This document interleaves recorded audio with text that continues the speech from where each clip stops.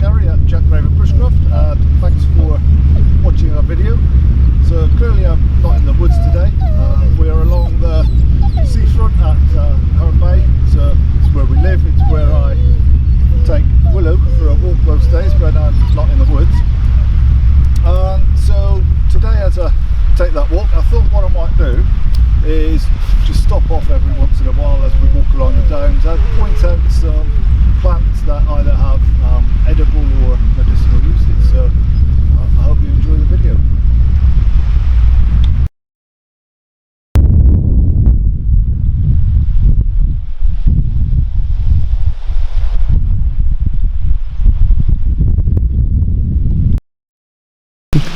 So first one that I've come across here is some yarrow. So down here, I have to say, I'm not in this particular location. I'm not looking at eating this. This is a popular dog walking area. It's almost certainly been peed on at some point. Yarrow, fantastic little plant. This can be eaten raw. You could use it medicinally as well. It has astringent properties, which means it draws tissue together. Nicola makes an ointment out of this, and it is absolutely fantastic for cuts and minor burns. So the kind of thing you catch your back of your hand on the shelf in the oven, put a little bit of yarrow ointment on it, and it works an absolute treat.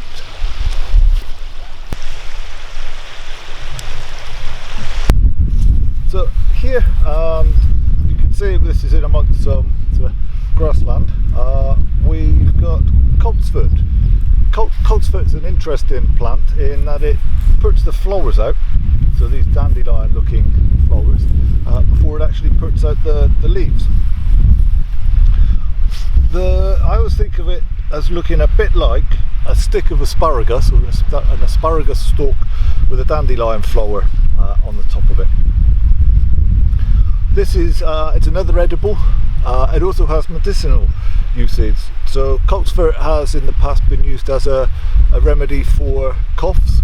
So you can use the flower to make an infusion. A little bit later, when the leaf comes out, you can use the leaf to make an infusion. There is an important caveat around it though. So you shouldn't take colt's foot infusion for more than 2 weeks at a time. And it's also recommended that you don't do that for more than 6 times a year. So just bear that one in mind. But there we go, guys. Colt's foot.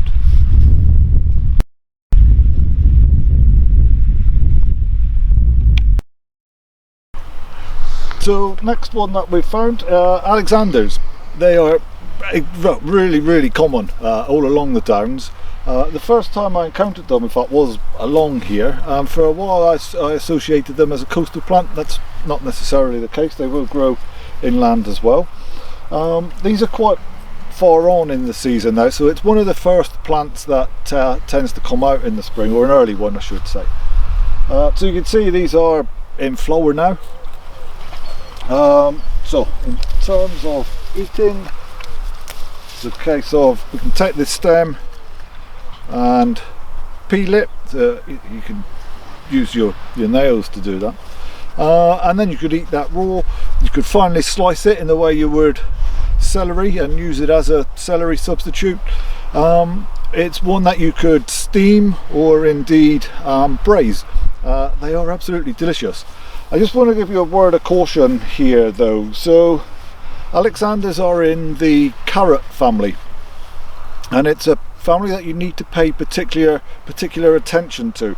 So it has some very tasty plants. So the Alexanders, for instance, hogweed, cow parsley, and some others. But it also has some very dangerous plants that you need to be aware of. So hemlock and hemlock water dropwort.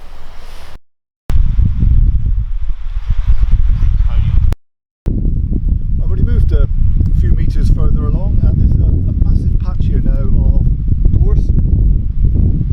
Always kind of surprises me a little bit. I don't know why, because I've known this for years now. Gorse is a member of the pea family, which you might not necessarily expect, unless of course you do a little bit of gardening, grow your own bees, rudder beans, that kind of thing.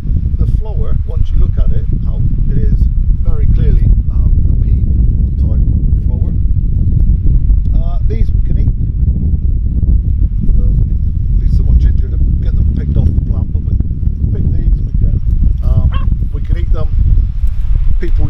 the gorse flowers to make gorse flower wine, that kind of thing. Some people have described them as having a pineapple-y type flavour. I have to say that I don't get pineapple from it. It's not unpleasant, but I don't get a pineapple flavour from it by any stretch.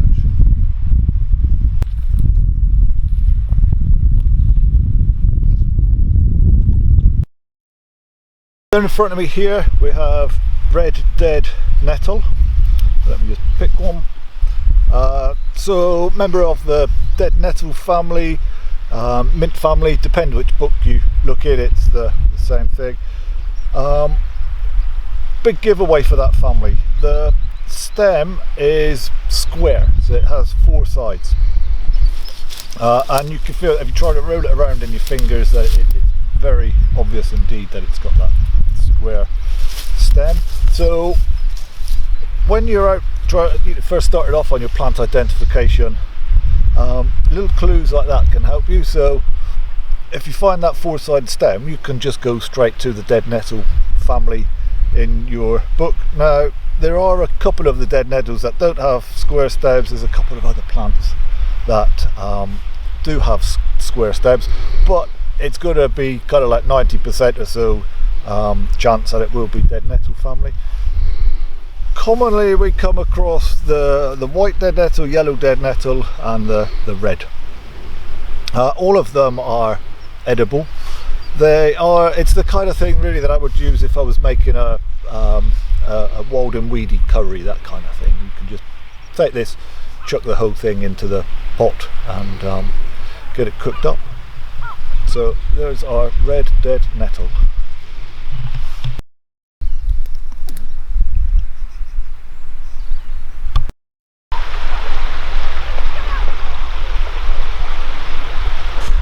So the plants that we've looked at so far haven't been coastal specialists. They're the plants that you could find in a wide variety of habitats. This one next to me, this is a coastal specialist.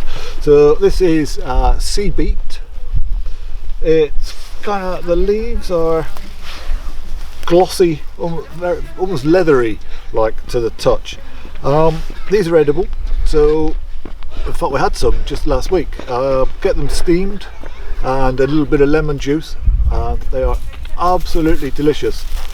I don't know if the microphone would have caught that little rumble then. That's the firing range over in Shoeburyness in the distance. Willow doesn't like it. It scares the life out of her. But nonetheless, sea beet.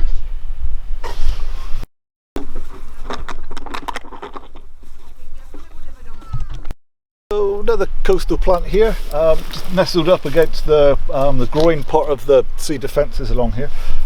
This is rock samphire.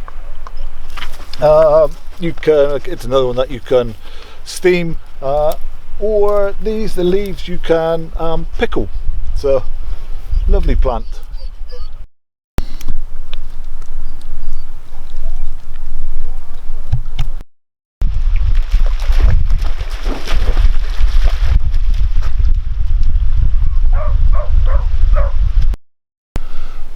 So we're about to leave the seashore now, and start on the slope upwards behind me. Right at the bottom of the slope here, a couple of interesting plants. So we have cow parsley, also known as wild chervil, another member of the carrot family. So remember earlier I said you need to be particularly cautious with the carrot family. So wild chervil, this is edible. It's really quite tasty, in fact. It is very easy to mix this up with hemlock. So just to repeat myself, if you're not 100% certain what it is you're looking at, then don't pick it, let alone eat it. We've had this in the past as a wild chervil soup. Very good indeed, actually, and also as a pesto.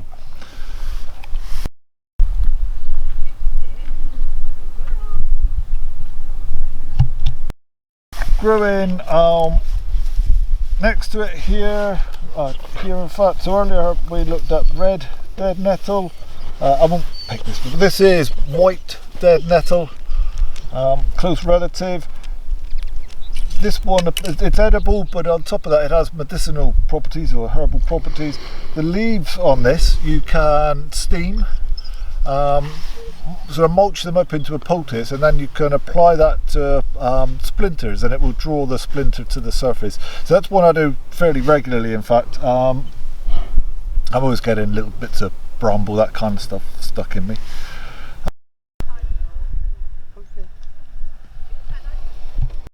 And then of course, I mean, it grows absolutely everywhere. Nice patch of stinging nettles around us, incredibly nutritious, and also somewhat topical. There is some evidence to suggest that eating nettles can have a positive effect against the SARS virus, so one to potentially bear in mind. We eat lots of them anyway, just because they are really tasty and really nutritious. When it comes to picking nettles, it is just the tips like that you're going to pick, and then basically get them into some boiling water for a minute, then into some cold water to refresh them, and then you can cook with them. Absolutely delicious.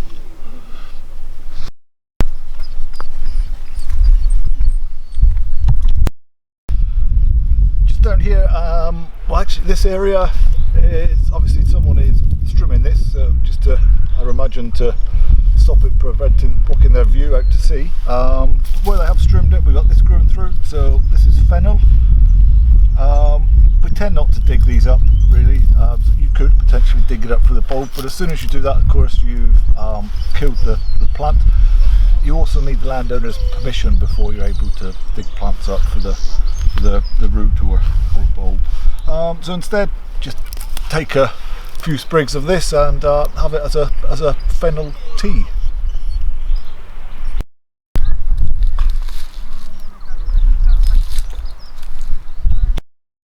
So we're coming to the end of our walk today with Willow.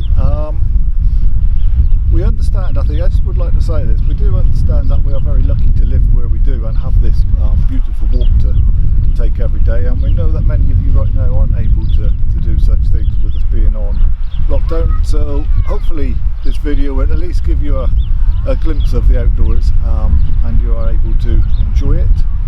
If you haven't subscribed to our YouTube channel yet, then please do. We are hoping to be getting more content up as and when we can. Take care, stay safe.